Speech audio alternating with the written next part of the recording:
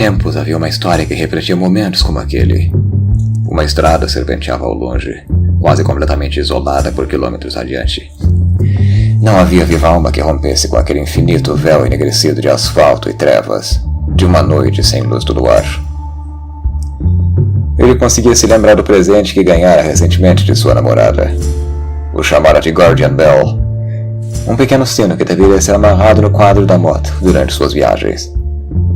Arrependia-se de não tê-lo amarrado na moto dias antes, pois agora via uma quantidade maciça de buracos no asfalto, o que lhe impedia categoricamente de continuar sua viagem com segurança. A lenda relacionada àquele sino era bem clara. Um homem no México havia sido atacado por demônios na estrada durante a noite, décadas antes. Mas ao lançar o conteúdo dos alforjes nas criaturas, o barulho de alguns dos pequenos sinos chamou a atenção das pessoas. Os sinos, é claro, eram parte dos brinquedos para crianças de um orfanato. Tão dramático. Quando outros motoqueiros ouviram aquele barulho, vieram socorrê-lo e os demônios se dispersaram. Como sinal de amizade, o homem deu os sinos para os outros motoqueiros, um símbolo de proteção, somente dado a uma pessoa que lhe quer bem. A lenda dizia ainda que os demônios que atacassem as pessoas no asfalto seriam aprisionados dentro dos sinos, e os que caíssem de dentro do objeto, eventualmente, produziriam grandes buracos na pista. Buracos exatamente como aqueles à frente, que tornavam a viagem basicamente impossível. Maldição. Ele agarrou o isqueiro e acendeu um cigarro ali mesmo, parado no meio daquela sombria paisagem. Precisava pensar nos próximos passos antes de cometer qualquer burrice. Havia um homem que o saudara no meio da lanchonete, no entanto, momentos antes. Se lembrava. Um indivíduo de pele muito negra e uma camiseta vermelha. O homem não parecia nada suspeito. Mas lhe dissera que era melhor ter cuidado com aquele caminho, evitar que acidentes acontecessem, que deveria tomar um caminho diferente daquele, e seria o mais curto. Mas como poderia ser um caminho seguro se não poderia ver viva alma naquele breu amaldiçoado interminável? Decidiu que iria ignorar os avisos daquele estranho e seguiria adiante. Não pretendia seguir pelo outro caminho, o mais longo, como fora recomendado a ele. Por que diabos deveria dar ouvidos a um sujeito com quem conversara no banheiro de uma lanchonete? Ligou a sua moto, mais uma vez, e fez o possível para contornar aquelas crateras colossais da estrada. Foi necessário um tempo relativamente longo, algumas passagens por um trecho abarrotado de terra muito úmida, barro e pedras, mas conseguiu cruzar por outro lado. Observou a estrada adiante. A escuridão continuava por um bom trecho, mas não havia o que fazer. Ao menos, poderia contar com os faróis de sua moto para o caminho adiante. Dirigiu por um bom trecho e se viu forçado a parar quando um caminhão apareceu, de repente, em meio à faixa da direita. Pensou ter visto um leve lampejo na cabine, mas notou que havia marcas na lataria. Que demônios estava vendo ali? Não gostava da ideia de emboscadas de ladrões, mas parecia haver marcas de fogo no capô, e um pneu se encontrava terrivelmente vazio. Certamente um acidente. Ele precisava ajudá-lo. Miguel posicionou a moto no acostamento e cuidou de acender o isqueiro para iluminar um pouco aquela paisagem obscurecida. A luz do fogo revelou alguns cortes na lateral da porta e no pneu, mas não conseguia ver o que se encontrava na cabine. Aproximou-se lentamente, quase que tomado por um receio. Quase pensar em chamar pelo nome de alguém naquele veículo, mas começara a temer o que poderia acontecer caso o fizesse. Sabia ser um medo irracional, é claro, mas não podia evitá-lo. Iluminou brevemente a janela na porta com um pouco do fogo do isqueiro, mas não conseguia ver nada além do topo da cabeça do que parecia ser um homem corpulento. Teria dormido ao volante? Hesitou por alguns momentos, quando ouviu algo que parecia ser um trovão ao longe.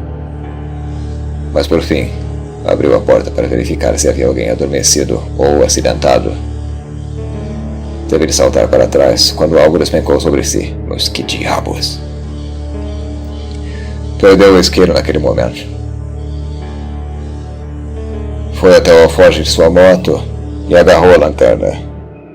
Quase esbravejou alguns palavrões ali mesmo, por ter se esquecido do equipamento. Iluminou o corpo caído à frente e conteve um grito. Aquele rosto era do homem da lanchonete. E o cheiro era muito ruim.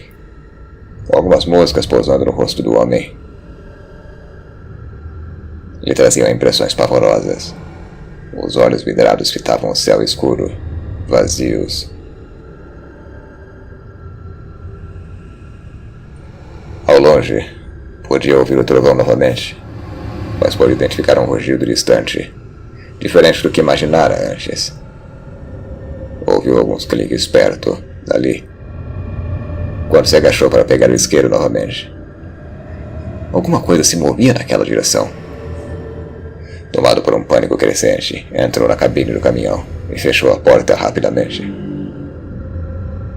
Ao longe, distante dali, pôde ver algumas sombras de animais quadrúpedes se aproximando, mas não ousou apontar aquela lanterna na direção. Havia algo de terrivelmente errado com aquela paisagem. Um som inexplicável ressoou logo abaixo da porta, quase fazendo-o gritar novamente.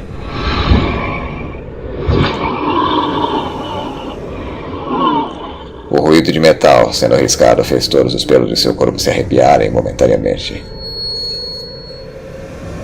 Logo após, o som de algo sendo arrastado foi só o que pôde identificar na hora seguinte.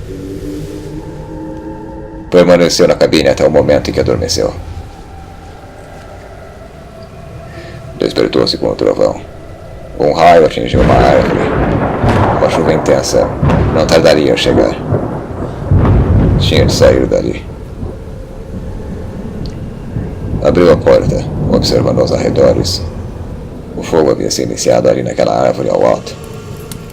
O ruído fora tão alto, pois o raio atingira em cheio aquela árvore, clareando o ambiente com fogo.